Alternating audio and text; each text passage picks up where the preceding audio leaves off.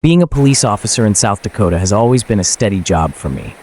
I started my career at 27, and while it can be grueling at times, it's usually calm work. My county sees its share of minor disturbances, the occasional theft, and sometimes more serious cases, but those are rare. I'd been on every possible shift, and the night shift had its oddities, without a doubt. One night, during a routine night shift, I encountered something that would make my hair stand on end, something I would never forget. It was around 2 a.m., and I was cruising down a quiet road, blanketed by darkness, with only woods on both sides and no streetlights. As I drove, I saw the glow of taillights sitting in the grass off the right side of the road. Getting closer, I realized the car's driver's side door was wide open. Assuming someone might need assistance, I pulled onto the grass, slowing down and preparing to step out. Just then, a figure appeared by the driver's door, pausing for a split second before turning and dashing into the woods. I immediately shouted, "Stop! Police!" but the figure disappeared into the shadows. I radioed in a code for a suspicious person and vehicle and got out with my flashlight, my hand instinctively hovering over my holstered gun. Approaching the car, I felt something was off. There was a foul odor coming from inside, like the stench of something rotting.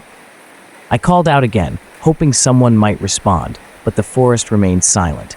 Steeling myself, I glanced inside the car. The interior was a mess, with bloodied tissues and paper towels scattered across the passenger seat and back row.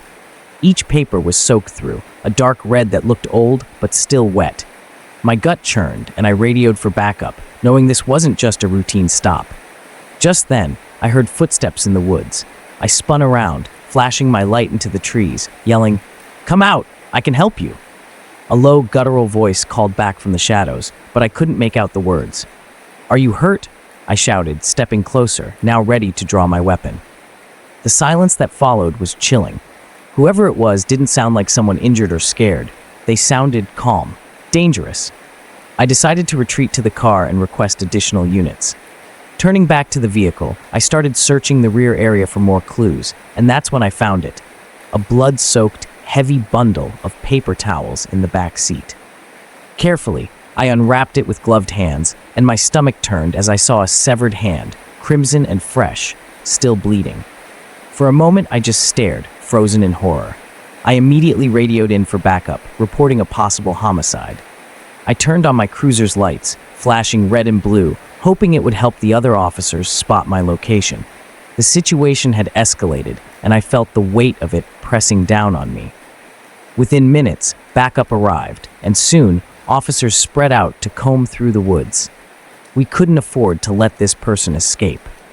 The canine unit was called in to track down the individual who had run into the woods, and for hours, we combed through the dense forest, but our search turned up empty. The car, as we later discovered, had been reported stolen from a nearby town, though the owner claimed no knowledge of who might have taken it. We returned to the station, evidence in tow, but the leads quickly dried up. Fingerprints lifted from the steering wheel and door handles didn't match anyone in the system. DNA testing on the severed hand yielded no hits either. It was as if the suspect and the victim, whoever they were, didn't exist. Days passed, and the case became the talk of the town.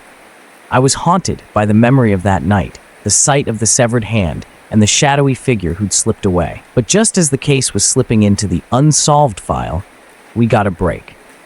A man named Carl from a neighboring town reported suspicious activity at his farmhouse. He'd seen a stranger sneaking around his property late at night, and his description matched the figure I'd seen that night. We sprang into action, assembling a team to investigate the farmhouse. It was isolated, tucked into the outskirts of town, and surrounded by fields that provided plenty of hiding spots. We arrived under the cover of darkness, silently encircling the house. As we approached, a light flickered in one of the windows. Someone was definitely there. A plan was quickly devised. 2 officers would move in from the front, while I and a few others would cover the back exits, hoping to corner the intruder. I had a feeling this was the person responsible for the scene I'd stumbled upon days earlier, and I wasn't about to let him slip through our fingers again. We closed in, and just as we prepared to enter, a figure bolted from a side door, dashing toward the woods. "Stop! Police!" I shouted, adrenaline surging as we took off after him. The chase was grueling, with the figure weaving through trees and sprinting across uneven ground, but we were gaining on him. The suspect stumbled, giving me the chance to close the distance. Lunging forward, I tackled him to the ground. He thrashed, but I managed to secure his hands, and with the help of another officer, we got him in cuffs.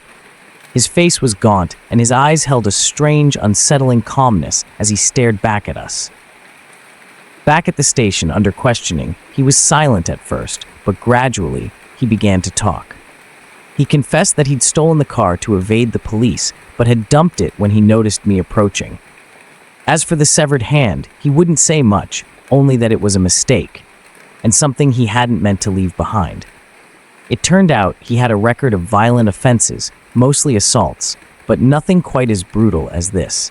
In the end, DNA evidence linked him to a string of assaults and thefts across several counties. The hand, though unidentified, was suspected to be from a victim yet to be reported missing, leaving a haunting mystery of its own. But with his arrest, the string of violent crimes that had plagued nearby towns finally ceased. He was sentenced to prison, ensuring he wouldn't harm anyone again. As the months passed, the memory of that night still lingered with me. I would often recall the stillness of the woods, the silence after his strange voice called out from the trees, and the grisly evidence left behind. But I took solace in knowing that justice had been served, and I had played my part in preventing further harm. It was a reminder of the darkness that sometimes lurks in the quietest places and the resilience needed to face it head-on.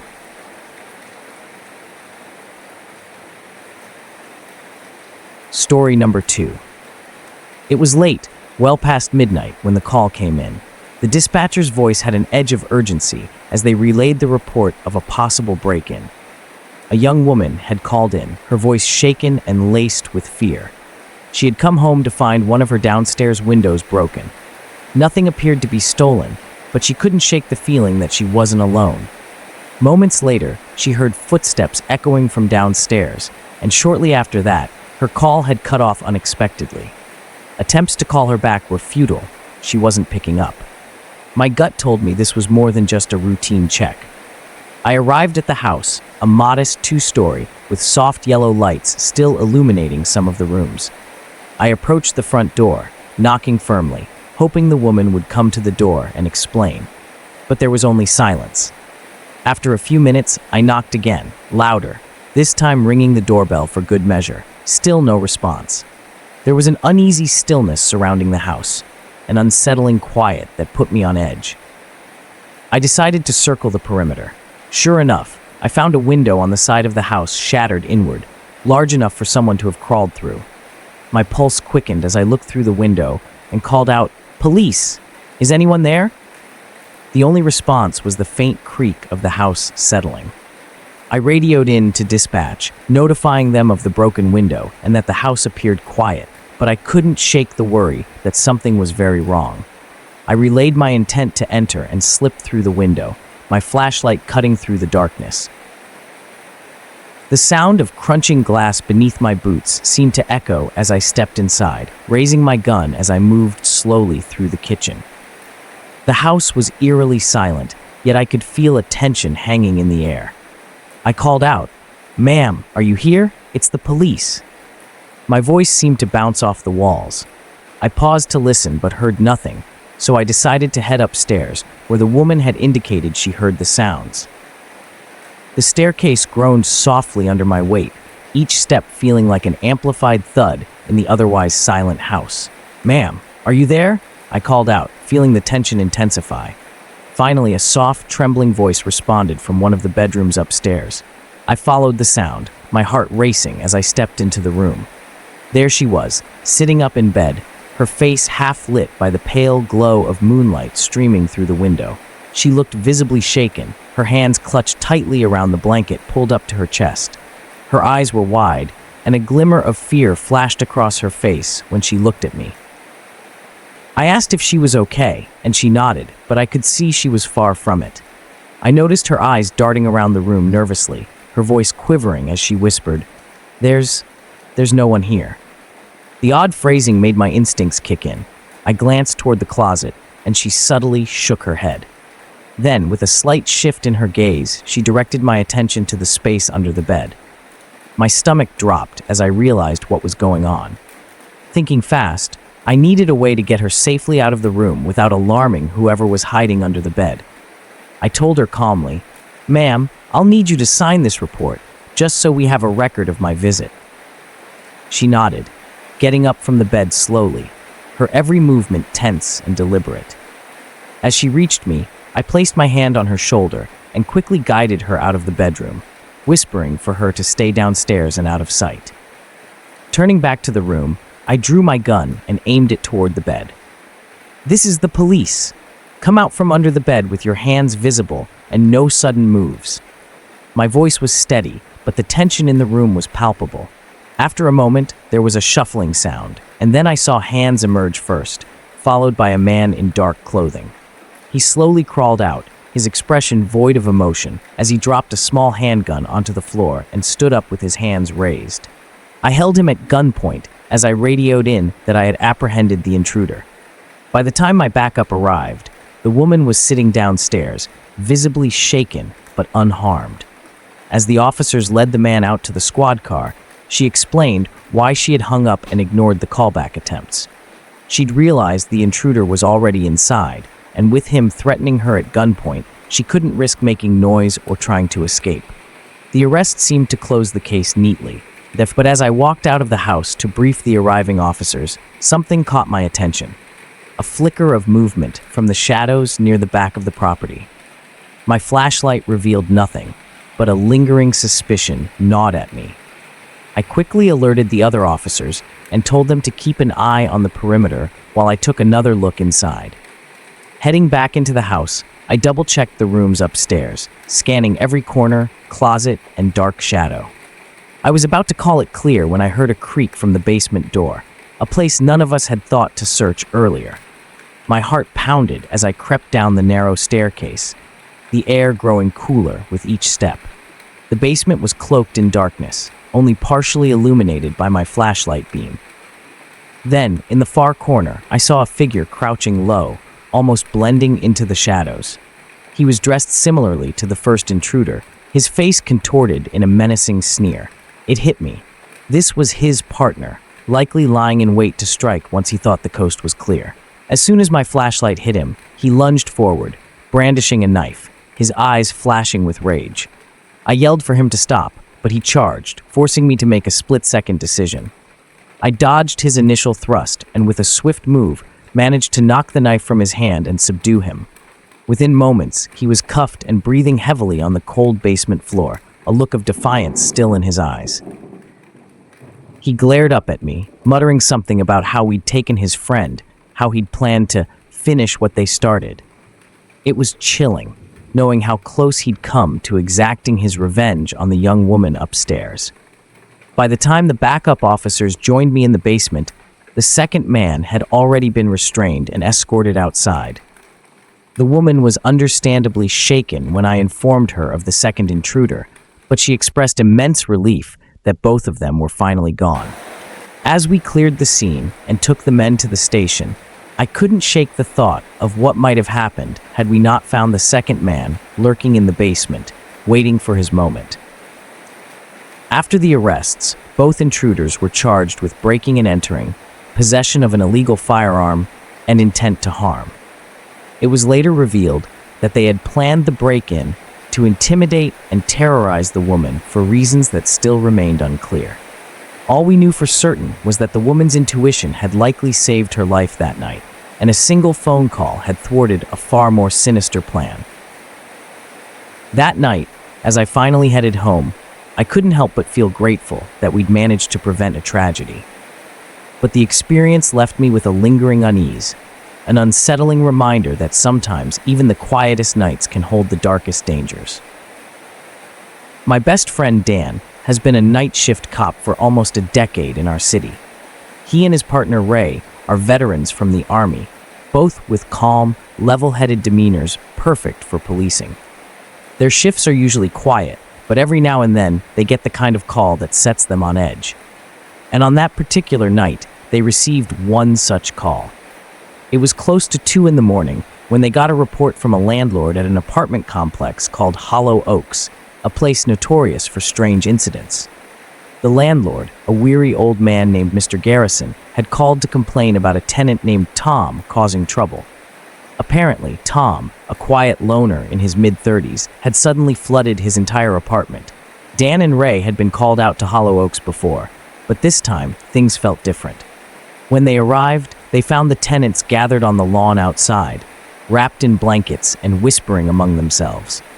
Some of them looked away as Dan and Ray walked up, as if afraid to meet their eyes.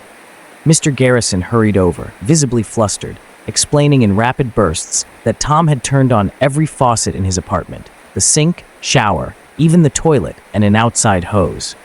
Water was pouring from the windows, seeping down the walls, and forming dark stains on the bricks below. Dan exchanged a glance with Ray, feeling a sense of unease he couldn't quite place. He'd seen plenty of odd things on his shifts, but the sight of the gathered tenants, the rippling water, and Mr. Garrison's panicked face created an eerie atmosphere. Together, they moved toward the stairwell leading up to Tom's apartment. The building itself was old, with creaky wooden floors and narrow hallways. As they climbed, they could hear the unmistakable sound of rushing water, louder with each step. A trickle of water ran down the stairs, splashing around their boots as they climbed. It was as if the building itself were leaking, its structure straining under the pressure. When they reached Tom's apartment, they knocked and called his name, but there was no answer. After waiting for several moments, Ray motioned to the door, and they forced it open. The smell of dampness hit them immediately, mingling with an unsettling, earthy odor. Water was pooling on the floor, flooding nearly every inch of the apartment. Tom was standing in the middle of his kitchen, his back to them, shaking violently. Dan stepped forward, speaking gently. "Tom, are you all right?" At first, there was no response. Then, Tom's voice broke the silence, barely a whisper at first. "They're in the walls." Dan frowned, not sure he'd heard correctly. He took a step closer, but Tom's words grew louder and more desperate. "They're in the walls, watching me, always watching." Ray had already moved deeper into the apartment, trying to shut off the faucets. Dan kept his focus on Tom, who seemed terrified, his eyes darting to the walls as though something might break through at any moment. Tom's face was pale, his hair damp from the mist in the air, and he looked like he hadn't slept in days. "What do you mean, Tom? Who's in the walls?" Dan asked, hoping to calm him down. Tom's gaze snapped back to Dan, his eyes wide and bloodshot. He didn't respond directly, just kept muttering, "They're there, watching, waiting." Ray's voice came from the bedroom, sounding tense. "Dan, you might want to see this." Leaving Tom in the kitchen, Dan made his way down the short hallway, where he found Ray standing before a wall in the bedroom. His flashlight was aimed at a thin, almost invisible line running across the wall, forming the outline of a door. Ray turned to Dan, his face tight with worry. "Look at this," Ray murmured, tapping his flashlight along the line. "It's a hidden door, but it doesn't look like it's part of the original building structure." Dan felt a chill run down his spine. The outline was just barely visible, but now that Ray had pointed it out, he could clearly see the door-shaped indentation. The idea that there might be something or someone behind it was unnerving. They exchanged a look, both feeling the weight of what they might be about to uncover. With a nod, Ray reached out and tugged at the edge of the wall. It took a bit of force, but finally, a panel gave way, swinging open to reveal a dark, narrow crawl space. Dan's flashlight beam sliced through the shadows, landing on 3 figures crouched together in the cramped space.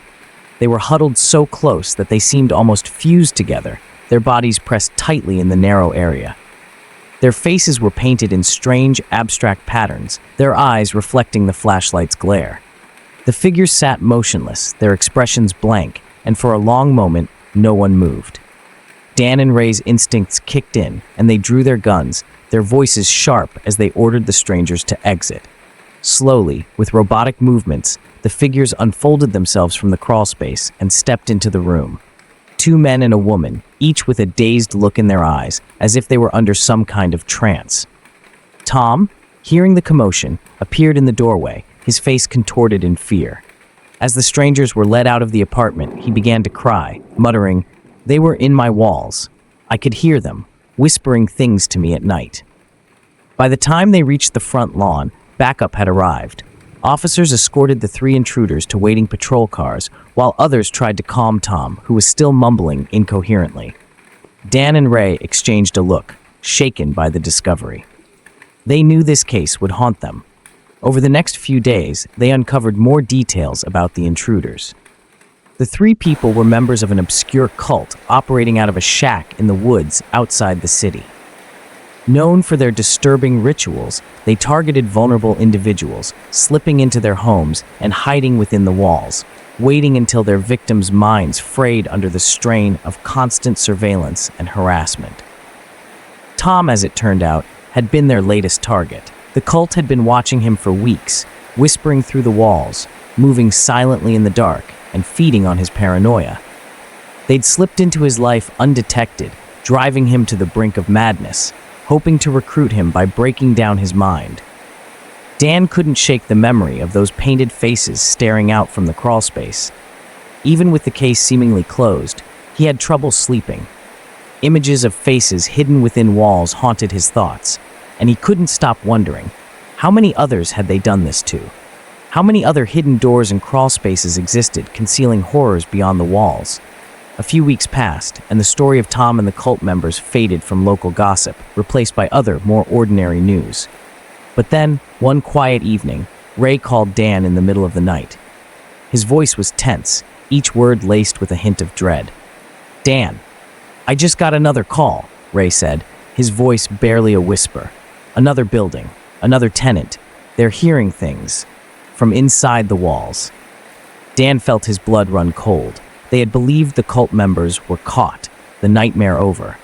But as he sat in silence, gripping the phone tightly, he realized that the horror of Hollow Oaks was far from over. There was something more sinister at play, something they hadn't fully understood. As he and Ray drove toward the new location, the streets seemed darker, the buildings towering over them like silent witnesses. Dan's mind raced, wondering what they would find this time. Would they uncover more strangers, lurking within hidden rooms and crawl spaces? Or was this just the beginning of something even more twisted? When they arrived, the scene was eerily familiar.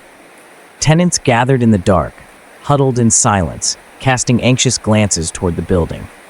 The landlord, a woman with wide, fearful eyes, pointed them up the stairwell, whispering that she could hear something moving within the walls. With each step, Dan felt a growing sense of dread. The faint sound of scratching met his ears, as though something or someone was just beyond the walls, hidden from sight but close enough to be heard. He and Ray exchanged a look, both knowing that this call might be their most dangerous yet. And as they approached the apartment, the sound grew louder, accompanied by a faint, rhythmic tapping. Dan's heart raced, his grip tightening on his flashlight. This time, they weren't just investigating a disturbance. They were diving into a nightmare, one that might never truly end. When they reached the apartment door, Dan paused, taking a deep breath. He glanced back at Ray, who nodded in silent understanding. Whatever waited for them inside, they would face it together. But as they stepped inside and the door creaked shut behind them, Dan had the uneasy feeling that they might not be alone, that the walls themselves were watching, waiting for their next victim. Hello everyone, I'm Officer Ethan Doyle, and my partner for the night, Officer Mia Turner, and I were working the night shift, something we'd both done countless times. Usually, our shifts are uneventful, handling a loud neighbor here, a minor bar brawl there, or the occasional speeding car. But tonight was different. Around midnight, we received a call over the radio. Dispatch reported a suspected break-in at the town morgue. I raised an eyebrow and glanced at Mia. "Did I hear that right?" I muttered. "A break-in at the morgue?" She chuckled nervously, shaking her head. "Of all places, right?" The thought of someone breaking into a morgue wasn't exactly the norm, even in our small town. But if you think about it, a morgue does store various chemicals, maybe enticing to a desperate addict. Still, it was hard to picture someone going through all that effort for something like this. We drove in silence, a sense of unease filling the car as we approached the morgue, a boxy gray building looming against the night sky. Under the dim glow of streetlights, it looked like it belonged to a different time, its weathered stone exterior casting a foreboding aura. When we arrived, the custodian Robert was waiting outside. He looked pale, his eyes darting around nervously.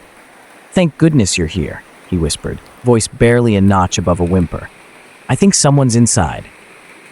"Could you tell us exactly what happened?" I asked, trying to keep my tone calm, though I could feel my own heartbeat picking up. Robert swallowed hard. I was doing my usual rounds when I saw something out of the corner of my eye. At first, I thought it was just my imagination, but then I saw someone. They ran across the hallway and vanished into one of the rooms. "Did you get a look at them?" Mia inquired, her tone gentle, but there was a tinge of urgency beneath it. He shook his head. "No. The lights were off, and I wasn't paying much attention. I know I saw someone. I didn't want to check any further alone, so I called you." Mia glanced at me, eyebrows raised. The custodian's fear was evident, and something about his trembling hands and pale complexion made me wonder if we were dealing with more than just some kid pulling a prank. "We'll check it out," I assured him. Mia muttered as we made our way inside, probably just some thrill seekers with nothing better to do. I tried to keep my thoughts light as well, but the uneasy silence of the building crept over me. As we stepped inside, a cold, musty smell hit us. The overhead lights flickered briefly before illuminating the long, narrow hallway leading into the heart of the morgue. I could hear Robert shuffling behind us, reluctant to let us out of his sight. "Police!" Mia's voice echoed as we called out. "Come out, whoever's here!" Our voices bounced off the walls, and in response, we were met only with silence. Mia and I exchanged glances and started a sweep of the building, checking room by room. The corridors were dimly lit, and every creak, every shadow made me tense. The smell of formaldehyde and other chemicals hung in the air, making the atmosphere even more unsettling. We finally entered a large waiting room. The eerie quiet made my skin crawl. We scanned the room carefully, and just as I was about to give it a final look, Mia's voice rang out down the hall. "Hey, stop right there!" she yelled, her voice urgent. I whipped around, gun raised, and dashed toward her voice. My pulse was racing. Turning the corner, I saw her staring down the corridor, gun trained on a figure at the end. It was a woman with long, dark hair. She was facing away from us, standing perfectly still. Something about her stance felt wrong, unnatural even. Mia called out, "Ma'am, show us your hands. We're here to help." Without warning, the woman bolted down the corridor and ducked around the corner. Mia and I exchanged a quick glance before racing after her. We reached the corner she had turned, only to see her disappear through a heavy steel door at the end of the hall. The door shut with a loud clang, echoing through the hallway. Robert, who had followed at a distance, stammered, "That's a dead end. That room only has one door. She can't have gone anywhere." I tried the handle, but the door wouldn't budge. It was locked tight. "Did she lock herself in?" I asked, half expecting Robert to explain how. He looked more bewildered than ever, shaking his head. "No, that door doesn't have a lock on the inside. It shouldn't be locked." My blood ran cold. "So how?" Robert produced a set of keys, his hands trembling as he unlocked the door for us. Mia and I raised our weapons and entered, our flashlights piercing through the oppressive darkness. The room was icy, the kind of cold that seeped into your bones. This was where bodies were stored for temporary holding, rows of gurneys lined up neatly against the walls. On one of the gurneys, a white sheet covered a human-shaped form. The three of us stopped, the silence weighing heavily around us. Mia and I exchanged a glance, and with a deep breath, I reached for the sheet.